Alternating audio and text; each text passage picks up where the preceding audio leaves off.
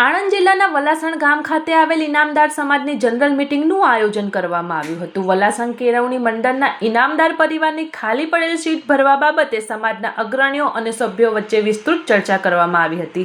Inamdar street પાસે આવેલી ઇનામદાર વાડી ખાતે યોજાયેલ બેઠકમાં જીતેન્દ્રભાઈ ઇનામદાર, દીપાલીબેન ઇનામદાર, જે.કે. ઇનામદાર, મોહનીશભાઈ ઇનામદાર, દિલુભાઈ ઇનામદાર, રાજાભાઈ ઇનામદાર, સુધીરભાઈ ઇનામદાર, ભાનુપ્રસાદ ઇનામદાર, કંપટભાઈ ઇનામદાર, અલ્પેશભાઈ ઇનામદાર, અમિતભાઈ ઇનામદાર, સમગ્ર ઇનામદાર પરિવાર, યુવા ગ્રુપ અને મહિલા ગ્રુપ મોટી સંખ્યામાં સજ્જનો ઉપસ્થિત રહ્યા હતા।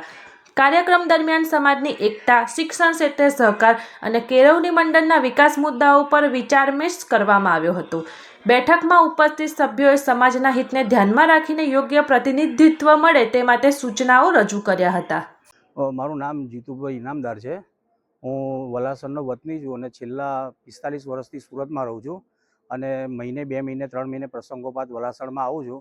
અને આજની જે જનરલ મિટિંગ અમારા ઇનામદાર સમાજની થઈ રહેલી છે એનો એજન્ડા મુખ્ય એક જ છે કે જે વલાસણ કેળવણી મંડળમાં જે જગ્યાઓ વર્ષોથી બાકી છે એને ભરવા માટે આજે અમે નિર્ણાયક તબક્કે સમાજની જનરલ મિટિંગ બોલાવેલી છે અને સર્વાનુમતે ઇનામદાર સમાજ જે નક્કી કરશે એ વ્યક્તિને અમે સજેસ્ટ કરશું અને એને કમ્પલસરી મહેશભાઈ પટેલે એમને લેવા પડશે।